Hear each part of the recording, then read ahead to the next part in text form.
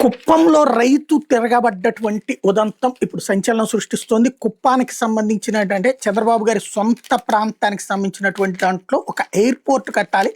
తద్వారా దాని ద్వారా ఏదో విదేశాలకు కూడా అక్కడి నుంచి పంటలు పంపిద్దాం ఇవన్నీ కూడా అనుకున్నారు. అయితే అక్కడ ఉన్నటువంటి రైతులు ఎయిర్పోర్ట్ కోసం మా భూములు తీసుకోవడానికి వీల్లేదంటూ ఆందోళనకు దిగడం అన్నటువంటిది ఇప్పుడు సంచలనాత్మకమైంది.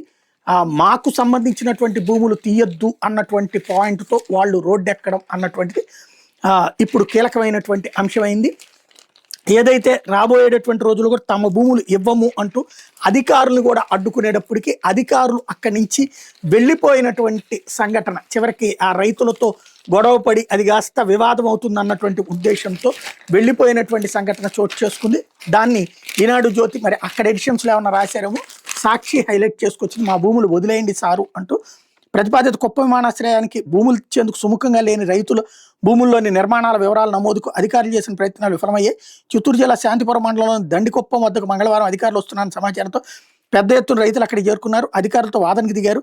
రైతులకు నచ్చ చెప్పేందుకు రాళ్లబూదుగురు ఎస్ఐ నరేష్, తహసీల్దార్ ప్రకాష్ బాబు, డిటి శివకుమార్ చర్చలు జరిపారు. తమ భూములు ఇచ్చేందుకు సుముఖంగా లేమని హైకోర్టును ఆశ్రయించినట్టు 44 మంది రైతులు తెలిపారు. కోర్టు ఉత్తర్వు తమ అంగీకారం లేకుండా భూముల్లోకి రావద్దని తేల్చి చెప్పారు. 25 ఏళ్ల క్రితం ట్రైడిల్ సిల్క్ పరిశ్రమ కోసం అమ్మవారిపేట, కిలాకిపోడు రెవెన్యూల్లో లాక్కున్న భూములు, ఇతర పరిశ్రమల కోసం 6 ఏళ్ల క్రితం విజులాపురం, అమ్మవారిపేట రెవెన్యూల్లో తీసుకున్న భూములు కూడా వృధాగానే ఉన్నాయన్నారు.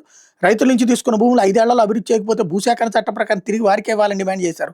భూముల్లో నిర్మాణాల వివరాలు నమోదు చేసుకోవడానికి మాత్రం వచ్చామని సహకరించాలి అధికారులు కోరిన రైతులు ససేమిరా అన్నారు. కోర్టు వ్యాజ్యంలోని ఆస్తులు ఎవరూ ప్రవేశించరాదని రైతులు తమ పొలాల్లో ఏర్పాటు చేసిన బోర్డులను అధికారులకు చూపించారు.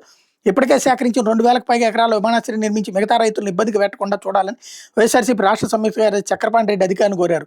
రైతుల అభిప్రాయాలను, అభ్యంతరాలను పరిగణలోకి తీసుకొని వైఎస్ఆర్సీపీ జిల్లా ఉపాధ్యక్షుడు కోదండరెడ్డి అధికారులకు విజ్ఞప్తి చేశారు. విషయాన్ని స్పెషల్ డిప్యూటీ కలెక్టర్ కరుణకుమార్కి అధికారులు ఫోన్లో వివరించి వెనుదిరిగారు.